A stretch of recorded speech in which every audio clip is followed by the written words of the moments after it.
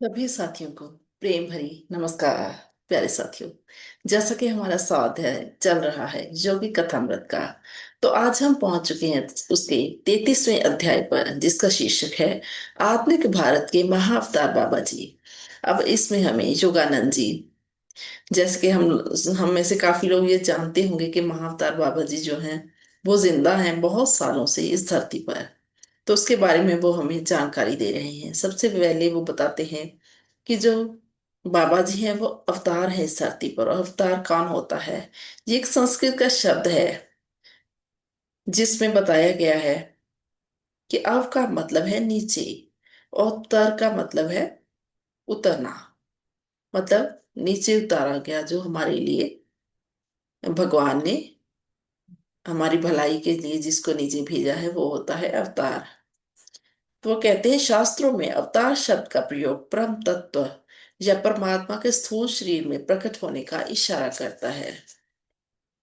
श्री युक्तेश्वर गिरी जी ने एक दिन योगानंद जी को बताया था कि बाबा जी की आध्यात्मिक उन्नति मनुष्य की समझ से परे है। मनुष्य की तुच्छ बुद्धि उसकी अपरंपार महिमा की था को नहीं पा सकती। आगे हमें योगानंद जी बताते हैं कि उपनिषदों में आध्यात्मिक उन्नति की हर एक अवस्था का विस्तार से वर्गीकरण किया गया है। सिद्ध पुरुष या पूर्ण पुरुष जीवन मुक्ति की अवस्था से आगे बढ़कर परामुक्त यानी पूर्ण मुक्ति और मृत्यु के ऊपर जीत, उस अवस्था में दाखिल हो जाता है। और परामुक्त सिद्ध पुरुष माया के बंधन और जन्म मरण के चक्कर से मुक्त हो चुका होता है। और अगर कहीं कभी उनको दोबारा से जन्म लेना भी पड़ जाए, तो वो संसार में परमात्मा के आशीर्वाद की वर्षा का वसीला बन के आता है। अवतारी पुरुष के ऊपर भौतिक जगत के कोई नियम लागू नहीं होते और उनका जो शरीर है वो शुद्ध प्रकाश की छाया मात्र होता है। उनके ऊपर कुदरत का कोई कर्जा नहीं होता, क्योंकि वो एक अवतार होता है। अब वो कहते हैं कि साधारण नजर से अगर देखें तो अवतार के शरीर पर कोई खास बात हमें नजर नहीं आएगी, लेकिन कभी कभी कुछ खास मौकों पर अवतार के शरीर की कोई परछाई नहीं पड़ती। ना ही पृथ्वी पर उनके पैरों का कोई निशान पड़ता है। वो माया के अंधकार और भौतिक बंधनों से आंतरिक मुक्ति के बाहरी सांकेतिक सबूत है। तो इस तरह का सिद्ध पुरुष ही वो कहते हैं मनुष्य जीवन और मौत की सापेक्षता के पीछे मौजूद सच्चाइयों को जानता है। आगे वो कहते हैं कि ईसा मसीह ने अपने आप को मुक्त आत्मा होने का इशारा कुछ दूसरी तरह से किया था। जब एक विद्वान ने उनके पास आकर ये कहा कि हे गुरु, आप जहां भी जाएंगे मैं आपके साथ जाऊंगा, तो इसके जवाब में ईसा मसीह बोले, लोमड़ियों के रहने के लिए घुरने हैं, पक्षियों के रहने के लिए घोंसले हैं, लेकिन मानव के पुत्र के सर छुपाने के लिए कोई भी जगह नहीं। तो यहाँ पर उनके कहने का ये मतलब था कि सर्वव्यापकता के कारण दिग्दिगांतर में मौजूद ईसा मसीह के साथ साथ जाना, क्या सर्वव्यापी तत्व में लीन हुए बिना किसी मनुष्य के लिए ऐसा कर पाना संभव था? आगे वो कहते हैं प्राचीन भारत में भगवान श्री कृष्ण, भगवान श्री राम, महात्मा बुद्ध और पतंजलि जैसे अवतार हुए हैं। दक्षिण भारत के एक अवतार हुए हैं अगस्त ऋषि, जिनके ऊपर एक महत्वपूर्ण काव्य साहित्य भी रचा गया है। उन्होंने ईसा मसीह के बाद की शताब्दियों में अनेकों चमत्कार किए। उनके संबंध में ये धारणा भी कायम है कि उन्होंने आज तक भी अपना पांच भौतिक शरीर जो है वो बनाकर रखा हुआ है। आगे योगानंद जी में बताते हैं कि भारत में बाबा जी का काम ये रहा है कि जो महापुरुष विशेष कारणों से अवतार का किरदार निभाने के लिए शरीर धारण करके आते हैं धरती पर, उनकी उनके उद्देश्य की पूर्ति के लिए सहायता करनी। वो एक महाअवतार हैं जो अवतारों की सहायता करते हैं। उन्होंने खुद ये बात बताई कि उन्होंने संन्यास आश्रम को पुनर्गठित करने वाले अद्वितीय तत्व विज्ञानी जगत गुरु शंकराचार्य जी और मध्यकाल के संत कबीर को भी दीक्षा दी थी। 19वीं सदी में उन्होंने उनके मुख्य शागिर्द जो रहे लाहिड़ी महाशय जी, जिनके द्वारा लुप्त हुई क्रिया योग विद्या जो थी दोबारा से फिर वो दुनिया के सामने आई। बाबा जी हमेशा, आगे हमें यागानंद जी बताते हैं कि ईसा मसीह के संपर्क में वो रहते हैं और दोनों पूर्ण पुरुष मिलकर संसार का पार उतारा करने के लिए लगातार पवित्र और कल्याणकारी स्पंदन भेजते रहते हैं। उन्होंने इस युग के लिए मुक्तिदाती आध्यात्मिक तकनीक तैयार की है। एक शरीर में रहने वाले और दूसरे बगैर शरीर के दोनों पूर्ण ब्रह्म ज्ञानियों का काम है कि कौमों में लड़ाइयाँ, नस्ली विद्रोह, धार्मिक भेदभाव और भौतिकवाद के नुकसान करने वाली बुराइयों का त्याग करने के लिए लोगों को प्रेरित करना। बाबा जी आधुनिक युग की प्रवृत्तियों से, खासकर पश्चिमी सभ्यता के प्रभाव और उनकी पेचीदगियों से अच्छी तरह से जानते हैं। वो इस आत्मज्ञान की तकनीक के प्रसार के लिए पूर्व और पश्चिम में एक जैसी वो जरूरत महसूस करते हैं। तो आगे वो कहते हैं, इसमें कोई हैरानी नहीं कि बाबा जी के बारे इतिहास में कोई जिक्र नहीं मिलता। बाबा जी किसी भी शताब्दी में आम लोगों के सामने कभी भी प्रकट नहीं हुए। संसार में एक को एक सिरजक की तरह वो अपना काम चुपचाप और निम्रता के साथ करते रहते हैं। आगे वो कहते हैं कि भगवान श्री कृष्ण और क्राइस्ट जैसे अवतार इस धरती पर खास और किसी प्रदर्शन योग्य उद्देश्य के लिए अवतार लेते हैं। जैसे ही उनका उद्देश्य पूर्ण हो जाता है वो वापस चले जाते हैं। बाबा जी जैसे महाअवतार और अवतारों के जैसे मुख्य घटना के साथ संबंधित कोई काम नहीं करते जैसे और अवतार करते हैं, बल्कि वह युग युगांतर से धीरे धीरे होने वाली मनुष्य जाति के क्रम विकास के साथ संबंधित काम को अपने हाथ में लेते हैं।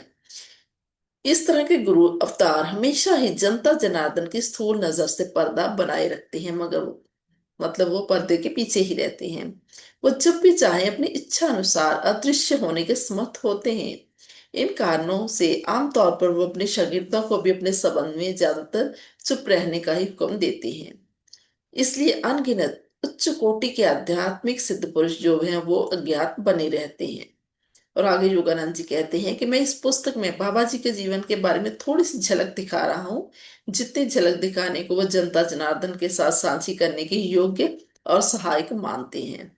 तो अब वो बता रहे हैं हमें बाबा जी के बारे में कि उनके परिवार और जन्म स्थान, जो कि इतिहासकारों को बहुत प्यारा होता है, उसके बारे में किसी को कभी कुछ पता नहीं लग सका। वो आमतौर पर हिंदी बोलते हैं, लेकिन वो किसी भी भाषा में आसानी से बात कर सकते हैं। और उन्होंने अपना सीधा सादा सा नाम बाबा जी अपना रखा है। लाड़ी माशी के शागिर्दों ने श्रद्धा से उनके और भी नाम रखे हुए हैं। जैसे उनको कोई महामुनि बाबा जी महाराज, महायोगी, त्र्यंबक बाबा, जशी बाबा भी कहते हैं।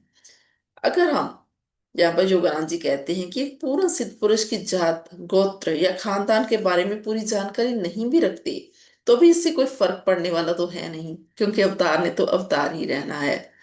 तो आगे वो कहते हैं कि जब लाड़ी माशे ये बात अक्सर कहा करते थे कि जब भी कोई भक्त श्रद्धा भक्ति से बाबा जी को याद करता है, तो वो उसी वक्त आध्यात्मिक आशीर्वाद उस भक्त को प्राप्त हो जाता है। आगे वो कहते हैं कि अमर बाबा जी के ऊपर शरीर का, उम्र का कोई प्रभाव दिखाई नहीं देता। वो ज्यादा से ज्यादा 25 साल के नौजवान की तरह दिखाई देती हैं। गोरा रंग, दरमियाना कद और बाबा जी का अति सुंदर और मजबूत शरीर है, जिसमें से एक तेज और नूर झलकता दिखाई देता है। उनकी आंखें काली, शांत, दयालु और तांबे के रंग के उनके लंबे केस हैं। कई मौकों पर बाबा जी का चेहरा जो है वो लाड़ी माशा जी के चेहरे के साथ वो कहते हैं मिलता जुलता दिखाई देता है। और कभी कभी तो दोनों की शक्ल इतनी समरूपता दिखाई देती है कि ढलती उम्र में लाड़ी माशा जी को नौजवान दिखाई देते बाबा जी के पिताजी भी समझ लिया जाता था। तो आगे वो बताते हैं योगानंद जी कि मेरे संत सुबह संस्कृत आध्यात्मिक अध्यापक जो थे स्वामी केवलानंद जी, उन्होंने भी कुछ समय बाबा जी के साथ हिमालय में गुजारा था। और वो बताते थे कि अद्वितीय महागुरु अपने शागिर्दों के साथ पहाड़ों में जगह जगह घूमते रहते थे। और उनकी छोटी सी मंडली में दो अत्यंत उन्नत अमेरिकी शागिर्द भी थे। किसी जगह पर कुछ समय बिताने के बाद बाबा जी कहते हैं, डेरा डंडा उठाओ। वो अपने पास एक डंडा भी रखते हैं। उनका ये हुक्म अपनी मंडली के साथ झटपट किसी दूसरी जगह पहुंचने का इशारा होता है। मतलब वो गायब हो जाते हैं जब वो कहते हैं डेरा डंडा उठाओ, मतलब वो वहां से लुप्त होकर किसी और जगह जाने वाले होते हैं। आगे वो बताते हैं कि वो एक से दूसरी जगह जाने के लिए हमेशा ये सूक्ष्म ढंग नहीं यूज करते, प्रयोग करते। कभी कभी वो एक पहाड़ से दूसरे पहाड़ पर जाने के लिए पैदल भी चल कर जाते हैं। और जब बाबा जी की खुद अपनी इच्छा होती है कि कोई उनको देख सक तभी उनको कोई देख सकता है या पहचान सकता है, उन्होंने अलग अलग श्रद्धालुओं को अपने रूप बदल बदल कर दर्शन दिए हैं। कभी दाढ़ी मूछ के साथ, कभी बगैर दाढ़ी मूछ के। और उनके सदैवी जवान शरीर को किसी संसारिक चीज खाने पीने की जरूरत नहीं पड़ती, इसलिए वो कभी कुछ खाते पीते नहीं है। लेकिन फिर भी शागिर्दों को दर्शन देते समय सामाजिक शिष्टाचार के अनुरूप कभी फल, घी या खीर वगैरह वो थोड़ी बहुत स्वीकार कर लेते हैं। तो आगे वो कहते हैं, केवलानंद जी ने उनसे कहा कि बाबा जी के जीवन के संबंध में दो अद्भुत घटनाएं मुझे याद हैं। एक रात वैदिक पवित्र अग्नि के चारों ओर वो शागिर्दों के समीप बैठे थे। अचानक महागुरु ने जल रही लकड़ियों में से एक लकड़ी उठाई और आग के पास बैठे एक शागिर्द के कंधे पर हल्की सी मारी। तो लाड़ी मास्टर जो कि उस वक्त वहां बैठे हुए थे वो एकदम से बोल उठे, गुरुदेव ये तो क्रूरता है। तो मावतार बाबा जी बोले, अपने किए हुए पिछले कर्मों के फलस्वरूप तुम्हारी आंखों के सामने ये पूरा आग में जलकर राख हो जाता तो क्या तुम्हें ज्यादा अच्छा लगता। तो इस तरह कहकर उन्होंने लाड़ी मास्टर जी को चुप करवाया और फिर वो मुड़े उस शागिर्द की तरफ और उसके जख्मी हुए, जो उसका कंधा था जख्मी हुआ, उसके ऊपर कहते हैं अपना नोक निवारक हाथ उन्होंने फेरा और कहा, आज की रात मैं तुम्हें कष्टदायक मौत के पंजे से मुक्त कर दिया है मैंने। आग के सड़ने के थोड़े से दुख को अनुभव करने से तुम्हारा जो कर्म भोग है वो मिट गया है। अब एक और मौके पर बता रहे हैं केवलानंद जी कि एक व्यक्ति बाबा जी की पवित्र टोली में घुसपैठ करने के लिए आ पड़ा। वो आदमी बाबा जी के डेरे के नजदीक ही एक बहुत ऊंचे पर्वत की चोटी के ऊपर बड़ी बहादुरी से चढ़कर आया था और वो बोला, महाराज आप जरूर महाअवतार बाबा जी हैं। वो पूरी श्रद्धा से ये बात बोल रहा था। इन दुर्गम पहाड़ों में मैं कई महीनों से आपको ढूंढ रहा हूँ। आपको मेरी सिर्फ एक ही विनती है कि आप मुझे शागिर्द के रूप में स्वीकार करें। लेकिन महागुरु ने उनकी तरफ कोई इशारा नहीं दिया।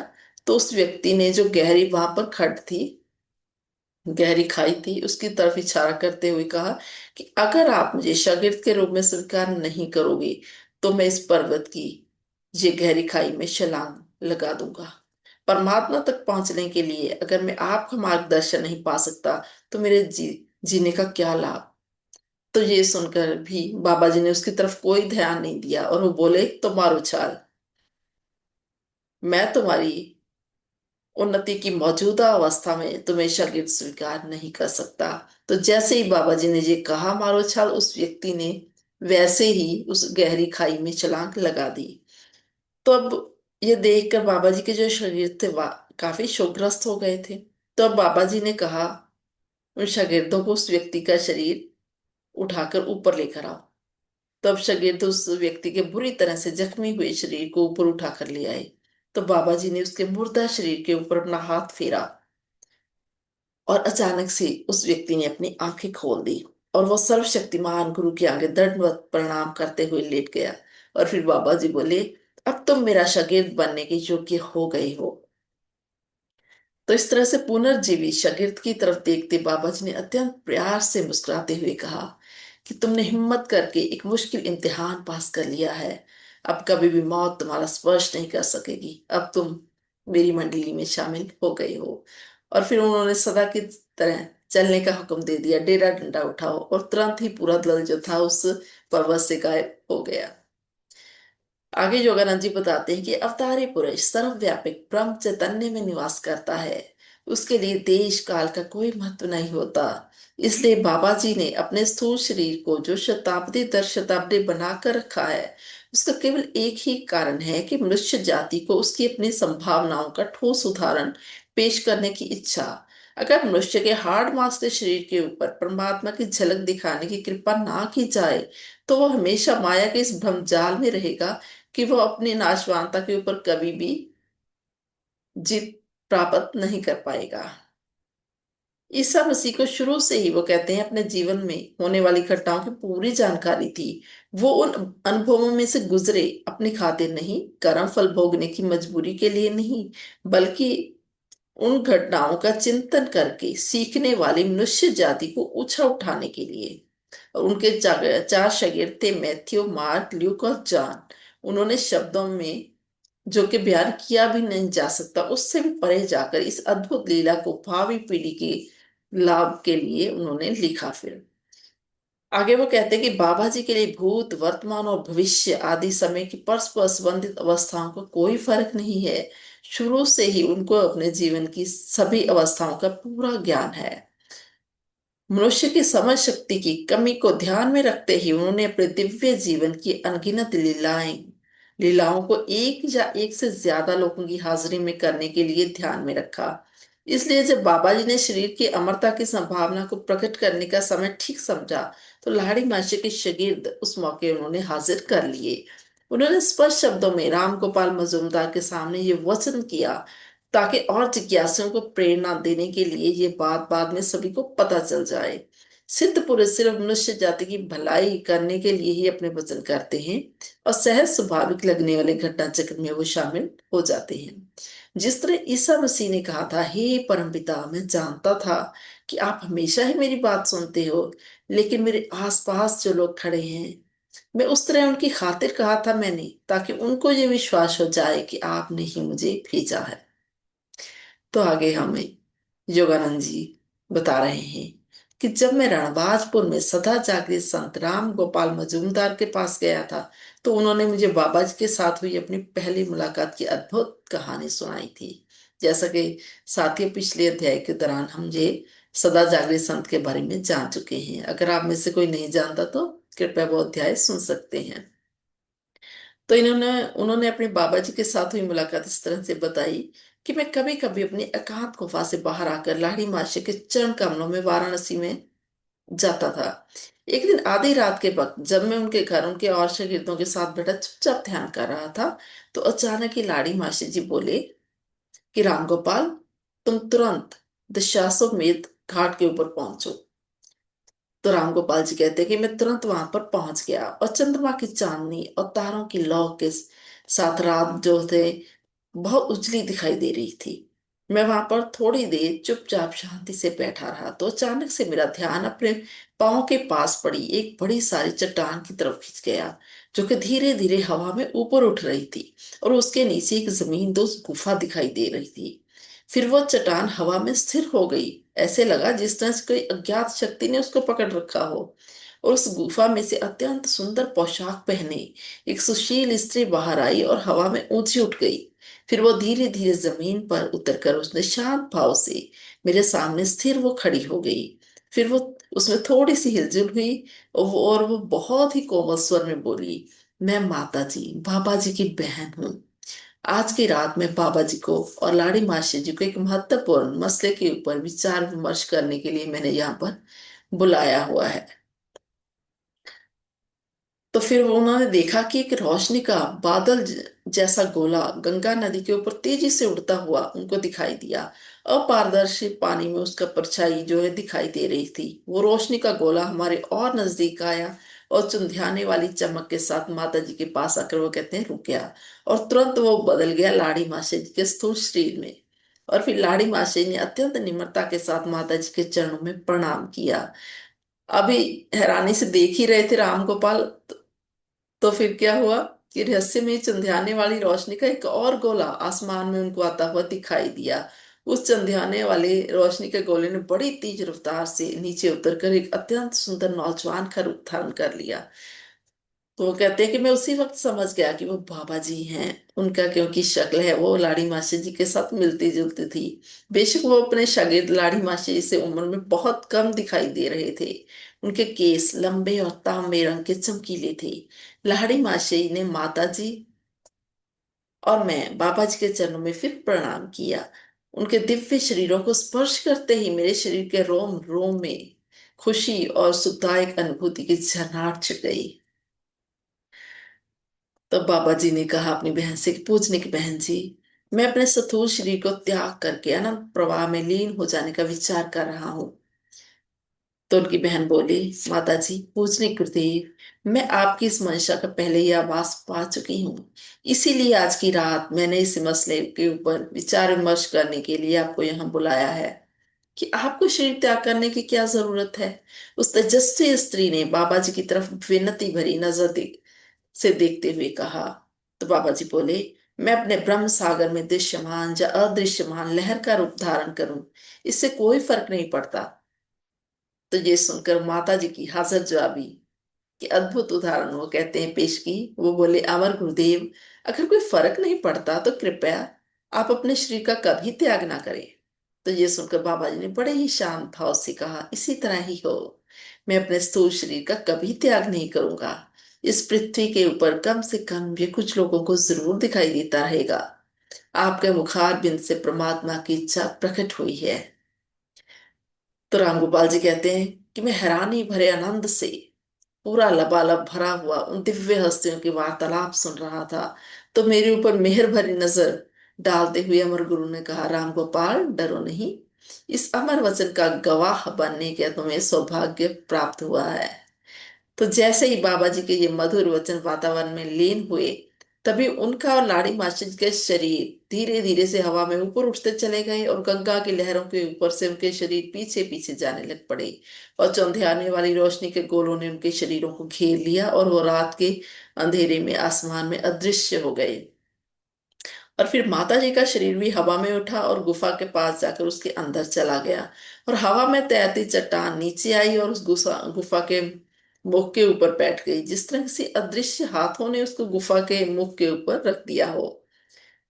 तो अनंत प्रेरणा के साथ पूरी तरह भर के राम गोपाल जी कहते हैं कि मैं लाड़ी मास्टर जी के घर वापस गया, उस समय भौर हो रही थी। और जब मैंने लाड़ी मास्टर जी के चरणों में प्रणाम किया तो वो मुस्कुराए और बोले, राम गोपाल, मैं तुमसे बहुत खुश हूं कि तुम अक्सर ही बाबा जी और माता जी के दर्शन करने की इच्छा करते थे। तो इस तरह से आज तुम्हारी बहुत ही सुंदर तरीके से ये जो मुराद है वो पूरी हो गई है। तो राम गोपाल जी बताते हैं कि वहां पर बैठे मेरे गुरु भाइयों ने बाद में मुझे बताया कि मेरे वहां से आधी रात को चले जाने के बाद लाड़ी मासी अपनी आसन से हिले तक नहीं थे। उन्होंने तुम्हारे दशाश्वमेध घाट पर चले जाने के बाद अमृतत्व के ऊपर एक अत्यंत सुंदर प्रवचन किया। मेरे गुरु भाई ने उन्होंने कहा कि मुझे ये बताया। उस दिन वो कहते हैं कि पहली बार मुझे शास्त्रों के उन शब्दों की सच्चाई का पता चला जिनमें कहा गया है कि आत्मज्ञानी पुरुष एक ही समय में अलग अलग जगह के ऊपर दो या दो से ज्यादा शरीरों में भी प्रकट हो सकता है। तो आगे योगानंद जी कहते हैं कि राम गोपाल ने अपनी कहानी जी कहकर खत्म की कि बाद में लाड़ी महाशय ने इस पृथ्वी के ऊपर परमात्मा की गुप्त योजना के साथ संबंधित अनगिनत आध्यात्मिक तत्वों की व्याख्या की। परमात्मा ने बाबा जी को इस वर्तमान कल्प के आखिर तक इस संसार में अपने स्थूल शरीर को बनाए रखने के लिए चुना है। युगों के युग आते रहेंगे और जाते रहेंगे, लेकिन अमर गुरु सदियों के नाटकों को देखते हुए इस विश्व रंगमंच के ऊपर सदैव मौजूद रहेंगे। तो ये था आज का हमारा एक खूबसूरत सा अध्याय साथियों। अगर आपको अच्छा लगे तो कृपया अपने अन्य साथियों के साथ शेयर भी जरूर कीजिएगा। मुझे इतने प्रेम से आप लोगों ने सुना, उसके लिए आप लोगों का बहुत बहुत धन्यवाद। जल्द ही हम फिर मिलेंगे नेक्स्ट